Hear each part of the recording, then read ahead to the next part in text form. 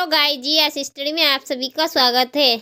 आज के टॉपिक में हम बात करेंगे ब्रह्मपुर का पौरव वंश या पर्वताकार वंश, इसके प्रशासन में और मुख्य राजाओं के बारे में और किन अभिलेखों में इनके बारे में क्या कहा गया है, इनकी शासन प्रणाली के बारे में और पौरव वंश के कुछ शब्दावली दी गई है जिनके बारे में हम बात करेंगे।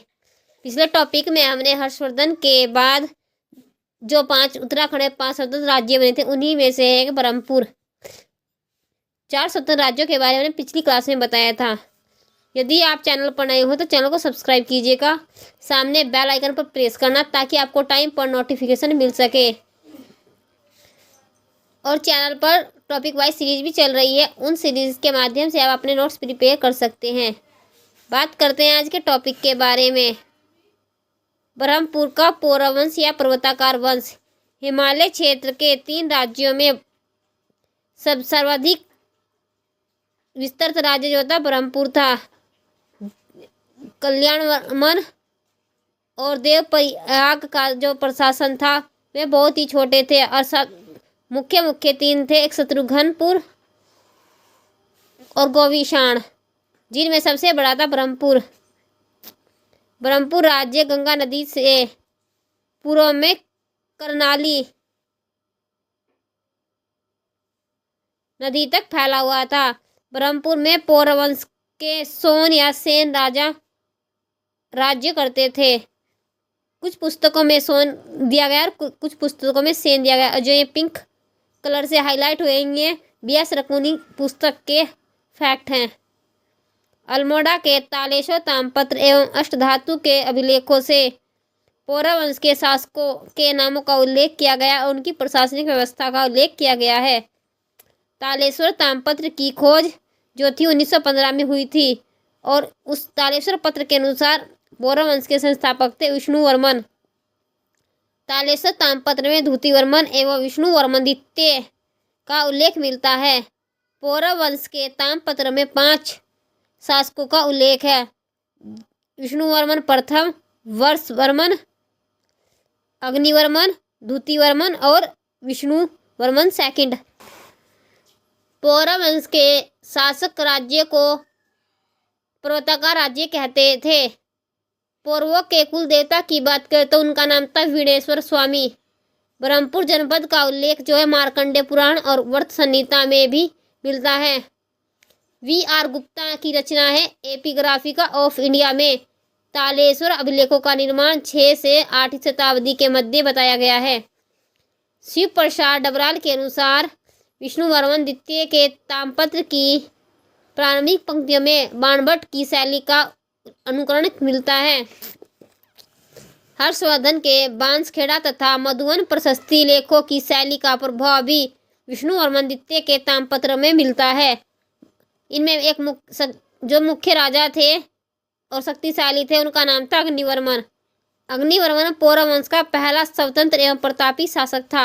अग्निवर्मन की उपाधि थी ब्रह्मभट्टारक, महाधिराज की उपाधियां थी। अग्निवर्मन के संबंध में जानकारी उसके पुत्र धूतिवर्मन द्वितीय के अभिलेख से मिलती है। धूतिवर्मन का अभिलेख था जिससे हमें अग्निवर्मन के प्रशासन की जानकारी मिलती है। धूतिवर्मन ने एक अभिलेख उत्कीर्ण कराया था जो एक तालेश्वर अभिलेखों में से एक था।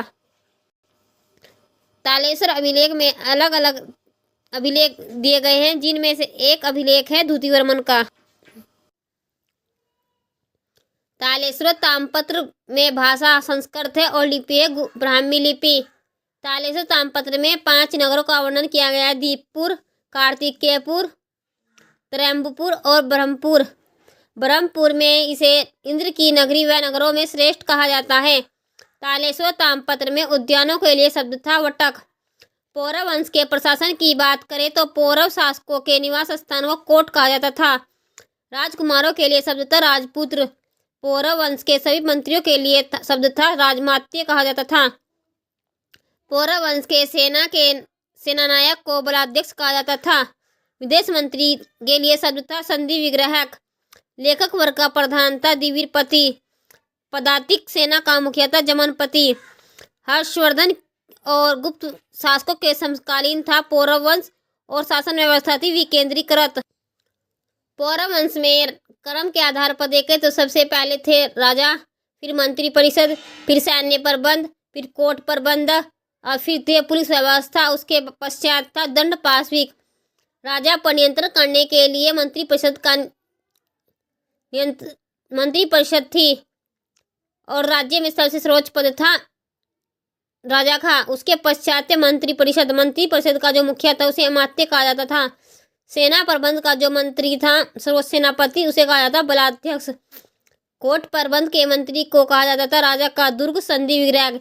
इसका जो कार्य था युद्ध हो या युद्ध और शांति का मंत्री था दुर्ग संधि विग्रहक। पुलिस व्यवस्था और दंड पाशिक। पौरव वंश की सेनाओं को 3 भागों में बांटा गया था। पैदल सेना का जो मुखिया था उसे कहा जाता था जमनपति। गजपति की बात करें तो गज का अर्थ होता है हाथी पर जो सेना चलती थी। अश्वपति में बात करें तो अश्वपति था घोड़ों के लिए, जो घोड़ों की सेना थी। पौरव काल में भूमि प्रणाली जो थी कुलियापम, द्रोणवापम, खारीवापम, भूमिमापम।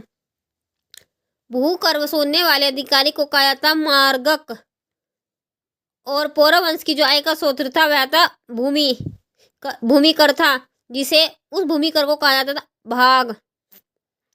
पौरव काल में 2 तरह की भूमियां थी, एक सिंचित भूमि और एक असिंचित भूमि। सिंचित भूमि के लिए शब्द था केदार और असिंचित भूमि के लिए शब्द था सारी। पौरव वंश के कुछ पदाधिकारियों का वर्णन भी किया गया है। प्रतिहार कहा जाता था महाअंगरक्षक को। जमनपति कहा जाता था पदातिक सेनापति को। महासत्रपति कहा जाता था उत्सव अधिकारी को और सूपकारपति कहा जाता था प्रधान रसोइये को। दिवीर कोट कहा जाता था लेखक को। भागिक अधिकारी था भूमिकर अधिकारी। कटुक था गुप्तचर के लिए। भौतिक प्रांत अधिकारी और दूतक था दूत के लिए। गाइज नेक्स्ट टॉपिक में हम बात करेंगे कार्तिकेय राजवंश की। यदि आप चैनल पर नए हो तो चैनल को सब्सक्राइब कीजिएगा, वीडियो को लाइक करना और अपने दोस्तों के साथ ज़्यादा से ज़्यादा शेयर करना और कमेंट बॉक्स में कमेंट करना कि आप सभी को वीडियो कैसी लगी। Thank you.